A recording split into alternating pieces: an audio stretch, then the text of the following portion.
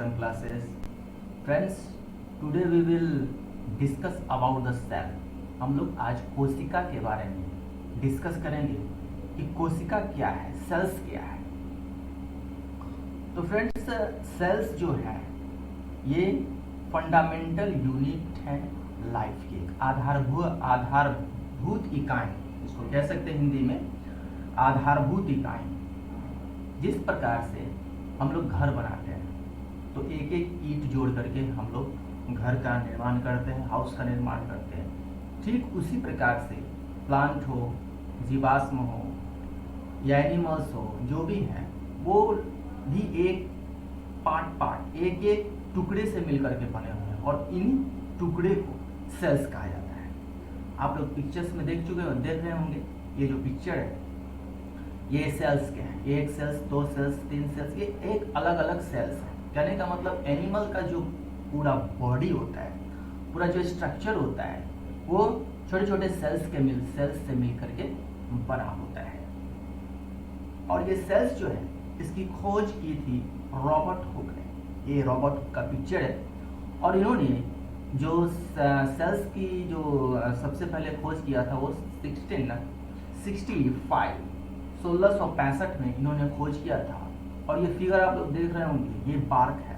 Bark मतलब कि tree का एक छिलका। ओके फ्रेंड्स, और उन्होंने अपने द्वारा एक ये जो माइक्रोस्कोप है इसका निर्माण किया और इससे उन्होंने इस चीज को रियलाइज किया, इस चीज को देखा कि ये क्या है और उन्होंने इसका नाम सेल्स रखा। ओके फ्रेंड्स, अब आगे देख लेते हैं।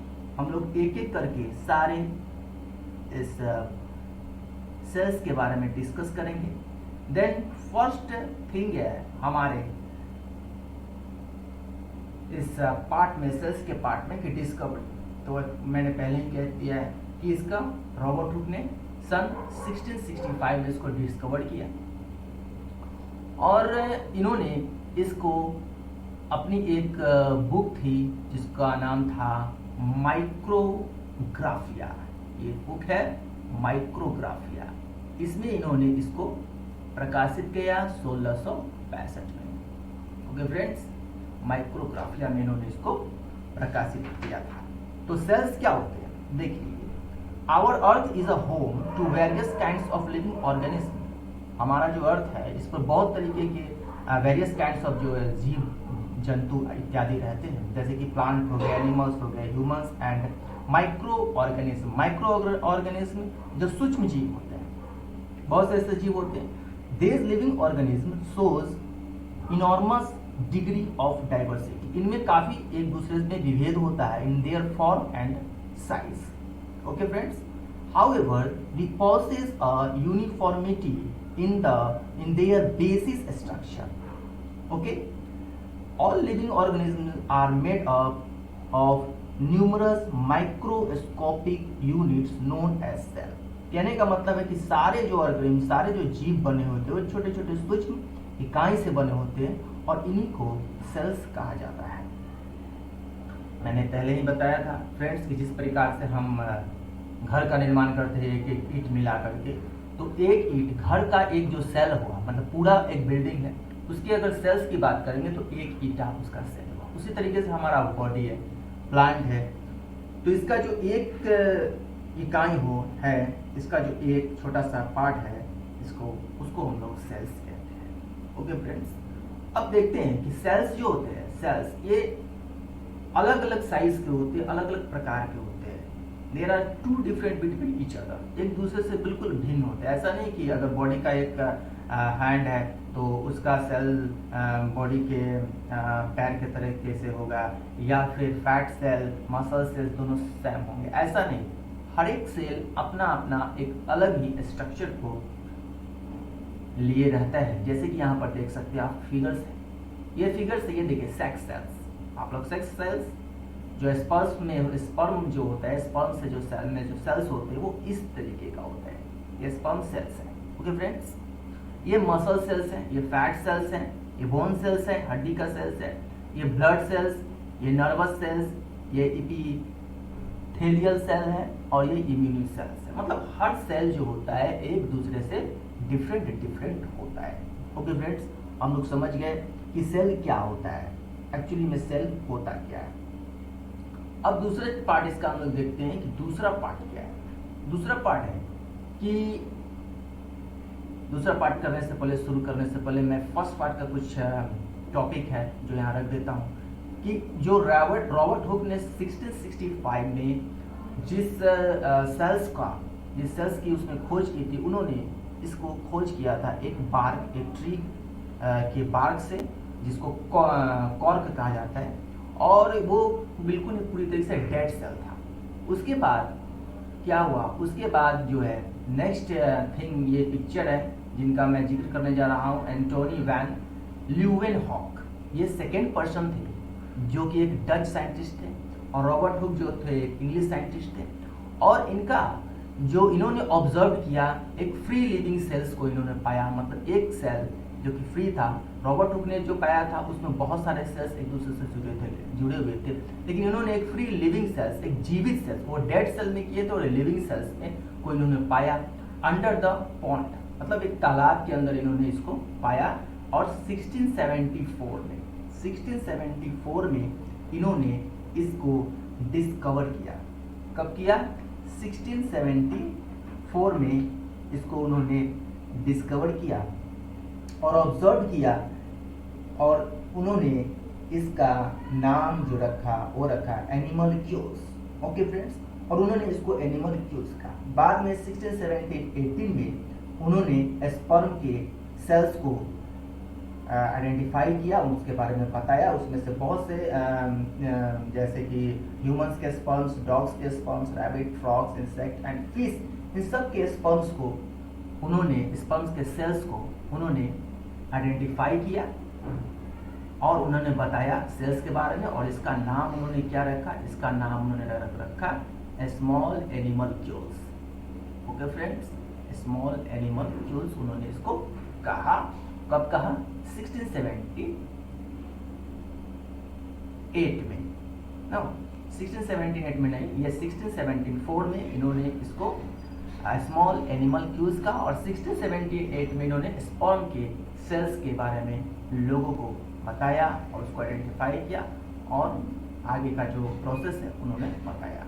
तो मेनली हम लोग सेल्स के जो फंडामेंटल है, जो आधार चीज है, जो बेसिक है, उस चीज को आज इस फर्स्ट लेक्चर में समझेंगे। ऐसे तो सेल्स के बहुत से पार्ट हैं, बहुत से इसके थ्योरीज हैं, बट एक क्लास में ये संभव नहीं होगा कि मैं सारे टॉपिक्स को इसमें इंक्लूड कर सकूं, लेकिन मैं कोशिश करूंगा कि हर एक वीडियो में एक अलग अलग टॉपिक सेल्स के बारे में, क्योंकि सेल्स का चैप्टर बहुत बड़ा है। ओके, देन नेक्स्ट क्या है, नेक्स्ट देख लेते हैं कि एंटोनी जो ल्यूवेनहॉक थे, जिन्होंने सेल्स को एनिमलक्यूल्स नाम दिया था, और ये नाम दिया था 1674 में, और 1678 में इन्होंने स्पर्म के सेल्स के बारे में बताया था। और इन्होंने ही, याद रखिएगा, ल्यूवेनहॉक ने ही और भी चीज़ों की खोज की है, जैसे बैक्टीरिया। एग्जाम्स में पूछता है कि बैक्टीरिया की खोज किसने की, तो ल्यूवेनहॉक ने की। प्रोटोजोन की खोज किसने की, तो इसने भी ल्यूवेनहॉक ने की। और रेड ब्लड सेल की खोज, जिसको आरबीसी शॉर्ट में बोलते हैं, रेड ब्लड सेल की खोज भी ल्यूवेनहॉक ने की थी। Red blood cell, okay friends, एक हमारे शरीर में होता है डब्ल्यूबीसी और एक होता है आरबीसी। यानी कि डब्ल्यूबीसी होता है व्हाइट ब्लड सेल और आरबीसी होता है red blood cell. White blood cell हमारे शरीर में जो रोग प्रतिरोधक क्षमता होता है, जो उसको मेंटेन करके रखता है, और बाहर से आने वाले जो कुछ बीमारी वगैरह, वायरस वगैरह होते हैं, उन सब से हमारे व्हाइट ब्लड सेल डब्ल्यूबीसी रक्षा करता है। नेक्स्ट है कि डिस्कवरी ऑफ न्यूक्लियस। तो न्यूक्लियस की खोज की। न्यूक्लियस क्या होता है कि हर एक सेल में एक न्यूक्लियस होता है, जिसको हिंदी में केंद्रक कहा जाता है। आप लोग पिक्चर में देख रहे होंगे, एक सेल्स है और इस सेल्स के बीच में एक गोल है, इसी को न्यूक्लियस कहा जाता है। ओके फ्रेंड्स, और इस न्यूक्लियस की खोज की थी रॉबर्ट ब्राउन ने इसकी खोज की थी। रॉबर्ट ब्राउन ने इसकी खोज की थी, जो एक स्कॉटिश बॉटनिस्ट थे, who discovered the nucleus in the cell in 1831। उन्होंने 1831 में सेल के न्यूक्लियस की खोज की थी। आप इस चीज को ध्यान रखेंगे कि न्यूक्लियस की खोज किसने की थी, एग्जाम से पूछता है। न्यूक्लियस की खोज रॉबर्ट ब्राउन ने की थी। रॉबर्ट ब्राउन ने कब की थी न्यूक्लियस की खोज, तो 1831 में उन्होंने न्यूक्लियस की खोज की थी। ओके फ्रेंड्स, नेक्स्ट देखते हैं हम लोग। नेक्स्ट हमारे पास ये सेल्स का पिक्चर है और इसके बाद जो टॉपिक है सेल्स के बारे में वो है प्रोटोप्लाज्म। प्रोटोप्लाज्म, तो प्रोटोप्लाज्म जो होता है ये कोशिका द्रव्य, इसको कोशिका द्रव्य भी हिंदी में बोलते हैं, जो कोशिका के अंदर रहते हैं। इसकी खोज 1839 में जे.ई. पुरकिंजे ने की थी और उन्होंने इसको प्रोटोप्लाज्म कहा था, जो कि एक फ्लूइड सब्सटेंस होता है, एक द्रव होता है। फ्लूइड मतलब एक बहने वाला जो द्रव होता है, उस टाइप का ये द्रव होता है जो इनसाइड द सेल के रहता है। ओके फ्रेंड्स, तो इसकी खोज किसने की थी,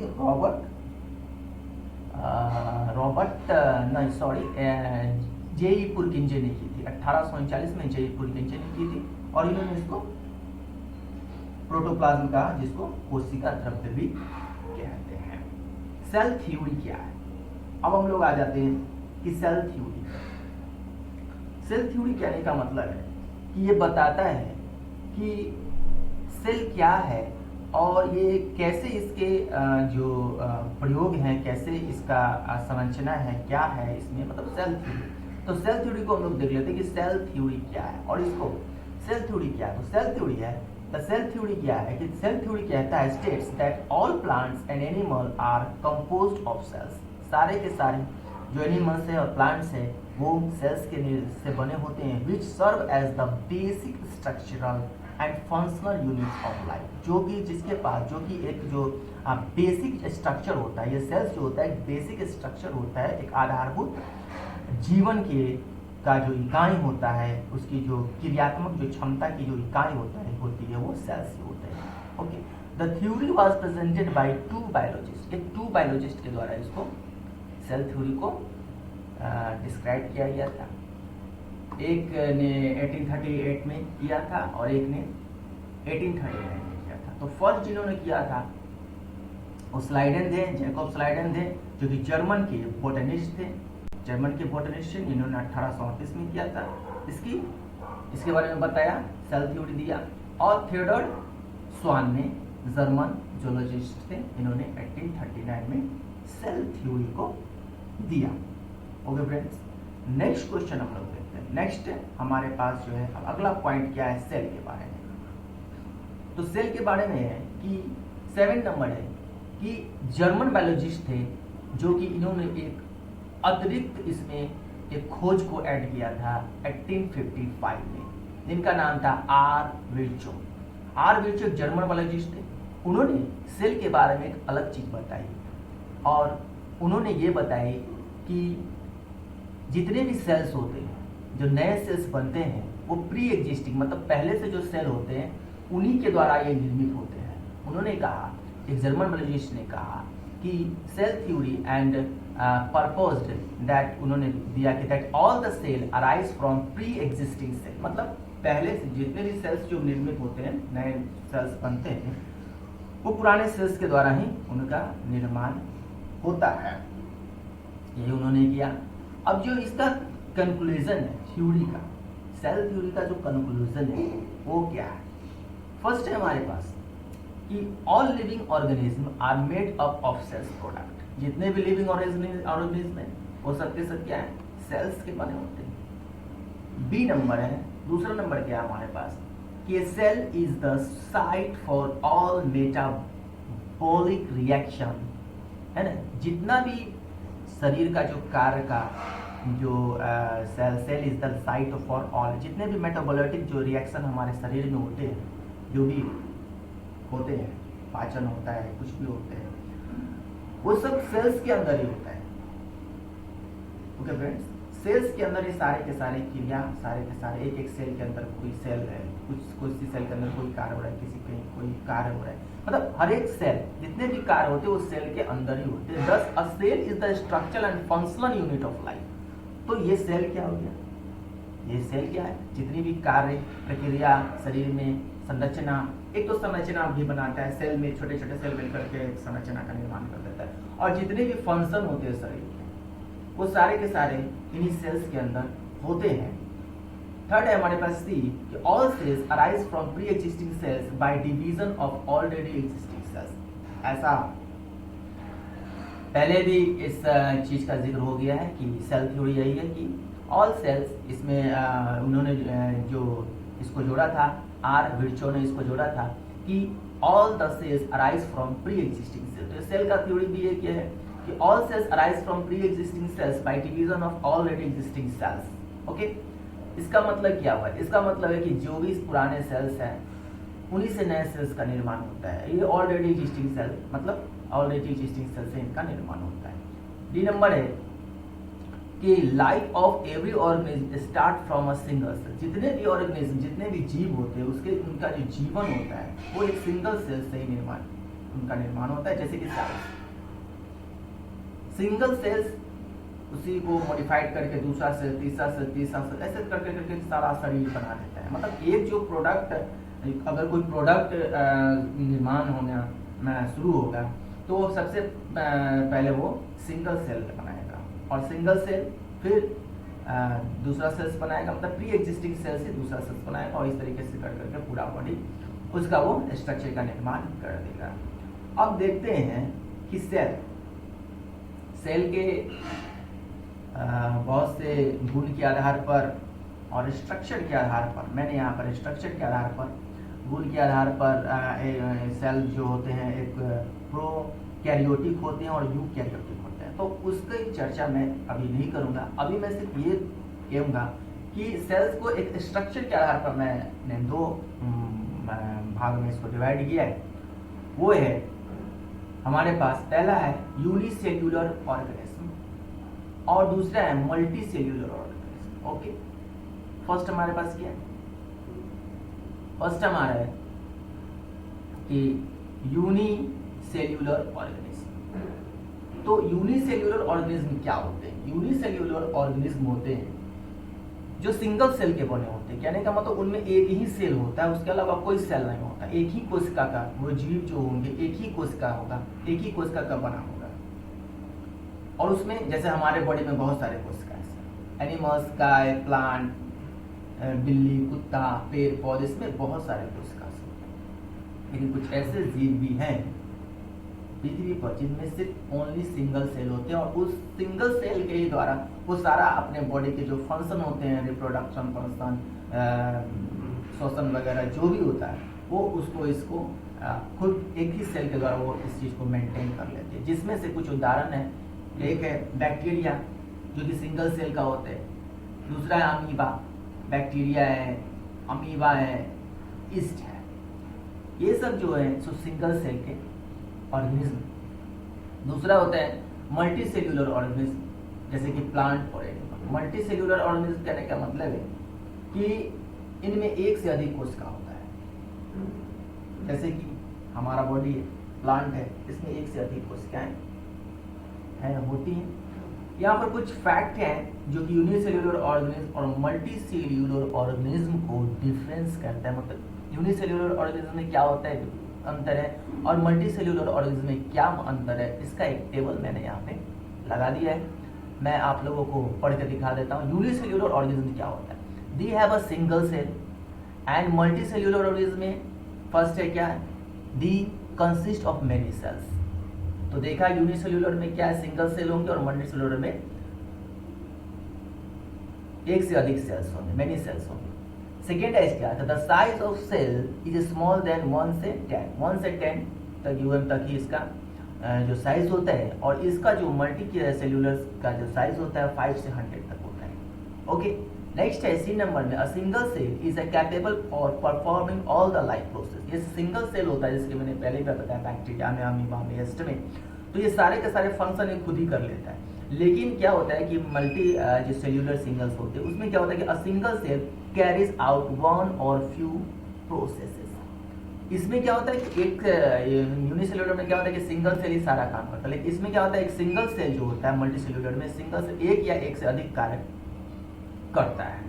ओके फ्रेंड्स, नेक्स्ट क्या है कि division of labour does not exist as the single cell perform all the function. कहने का मतलब यहाँ पर श्रम विभाजन नहीं होता है, डिवीजन नहीं होता है लेबर का कि इस सेल को वो कार्य करना है, इस सेल को वो कार्य करना है, बिकॉज यहाँ तो सिंगल सेल है तो सारे के सारे फंक्शन सिंगल सेल्स को ही करने पड़ते हैं। बट मल्टी सेल्यूलर में क्या हो जाता है कि division of labour exist as various cells. यहाँ पर डिवीजन श्रम का विभाजन हो जाता है कि आपको ये काम करना है, आपको ये काम करना है, आपको ये काम करना है according to their body function कि कौन कौन सा वर्क होता है। तो हर एक सेल्स का यहाँ अलग अलग कार्य मतलब श्रम का विभाजन यहाँ पर हो जाता है। अब यहाँ क्या है कि सेल डिवीजन ऑक्यूज बाय फ्यूजन और बडिंग। ओके, नेक्स्ट क्या है, इसमें क्या है कि इसमें मल्टीसेलुलर में क्या है, सेल डिवीजन ऑक्यूज बाय, इसमें क्या होता है कि सेल डिवीजन होता है, सेल डिवीजन इसमें यूनिसेल्युलर में जो सेल डिवीजन होता है ये फ्यूजन और बडिंग के द्वारा होता है।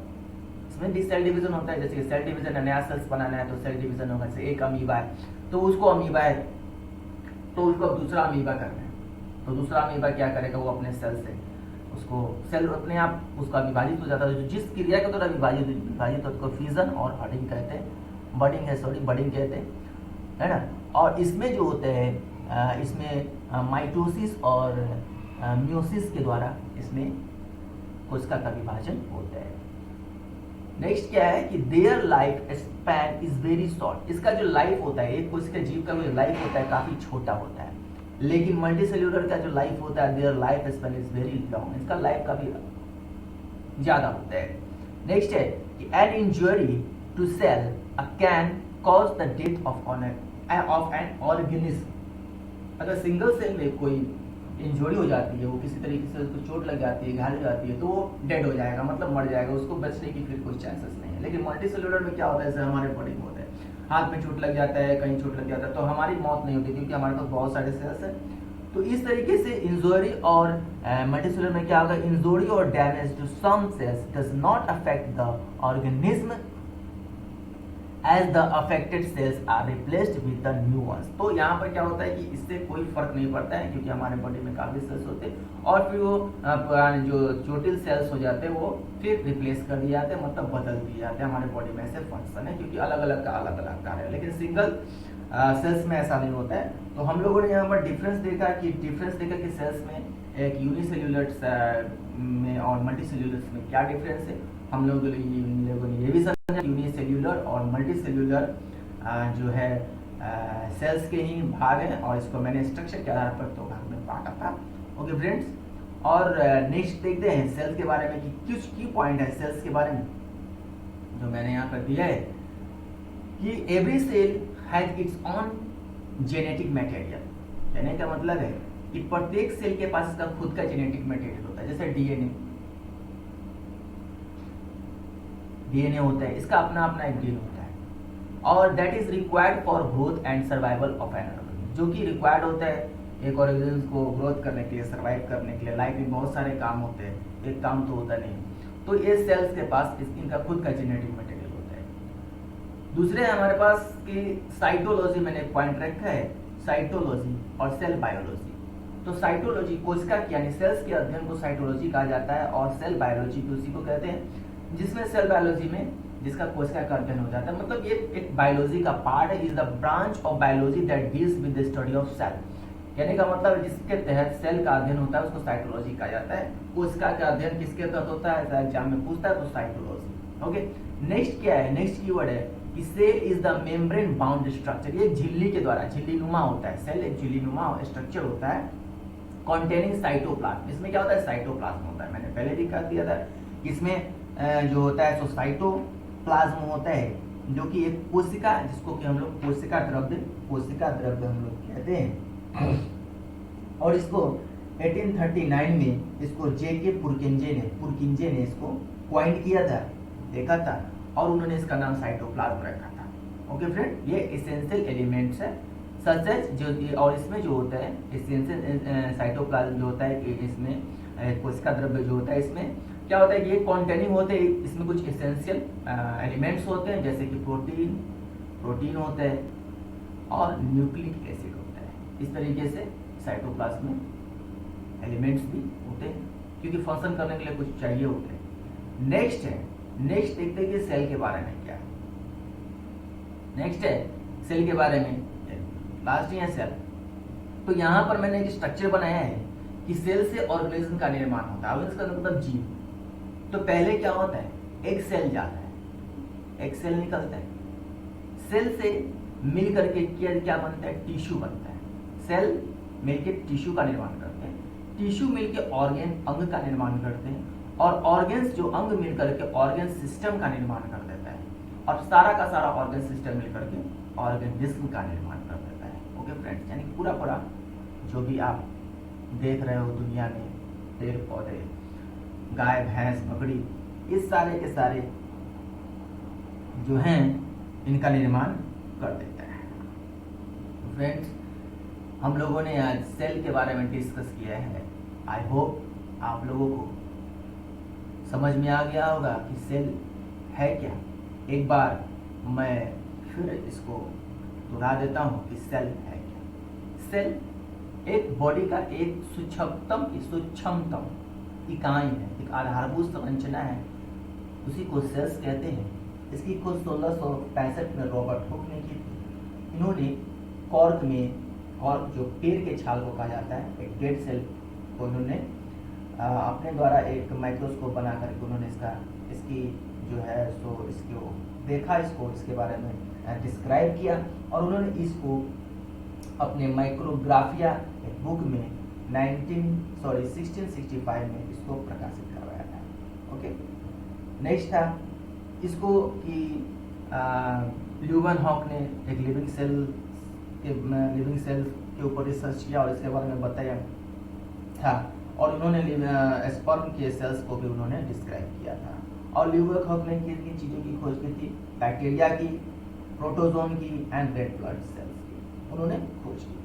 नेक्स्ट हमारे पास क्या था कि रॉबर्ट ब्राउन जो थे उन्होंने न्यूक्लियस की खोज की थी 1831 में, और जेई पुरकिंजे ने 1839 में प्रोटोप्लाज्म जिसको कि कोशिका द्रव्य कहते हैं, जो सेल्स के अंदर होता है, उसके बारे में खोज की थी।